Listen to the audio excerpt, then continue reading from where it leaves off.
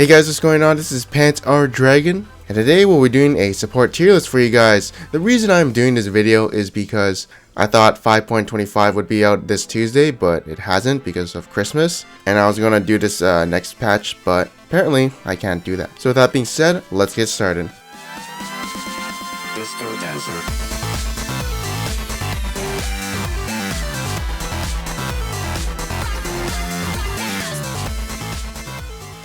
Alright, so number 5 is still going to be Braum.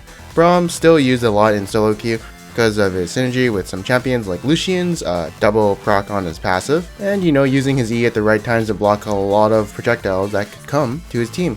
Also really beefy. He's also sort of easy to play. He's definitely one of the champions I still play because of that reason.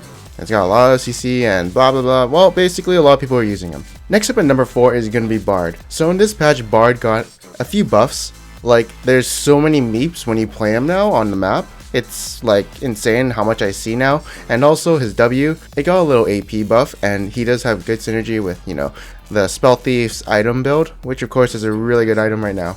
So yeah, he's just really strong in the sense that like he has a lot of meeps on the map, which means more roaming and damage and experience.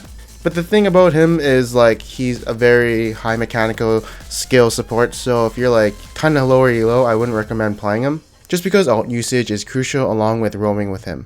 Next up on the list is going to be Thresh. Thresh is a champion who's always been getting nerfed and still being used for, well, for his utility reasons. Everything can be used offensively, everything can be used defensively. His stats may be a bit low, but it doesn't matter. He also has damage too, coming from his flay.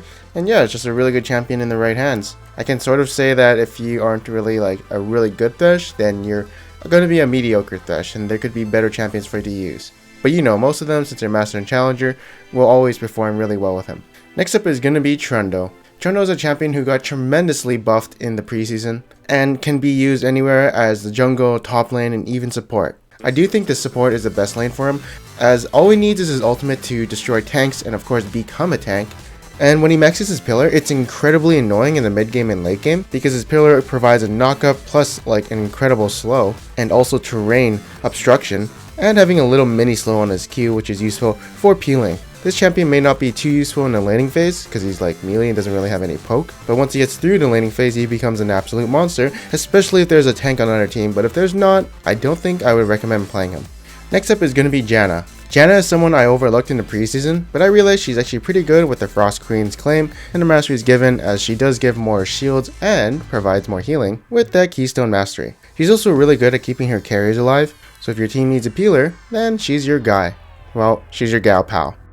Next up is going to be Nami. So she's kind of like Janna, going the Spell Thief's, item path. And we all know that's a great item with the active on it. And she also has synergy with the Wind Speaker's Blessing Keystone Mastery. The thing is, I don't think a lot of people are playing her, but I feel like she's kind of like sleeper. So I'm just going to put her in honorable mentions because, yeah, I feel like she's sleeper. And next up is going to be Brand. So Brand, he did get a nerf by having his mana cost increased on his W, while also having the Deathfire Touch nerfed, so he doesn't do as much damage as he did before. Now he's just using Thunderlords like everyone else. But of course he's still pretty good in my eyes. I still use him because, well, he's just cheesy and I like cheesy champions, but I think the average support would prefer something else. And then we got Blitzcrank. Make a pull, win the game, etc. So yeah, use him if you're really good at making pulls, but if you're not, don't use him. Anyways, that is it for this tier list. I hope you guys enjoyed it. Make sure to leave a like if you did like this video. And thanks for watching, and I'll see you guys next time. You used to call me on my cell phone. Late night when you need my love. Call me on my cell phone.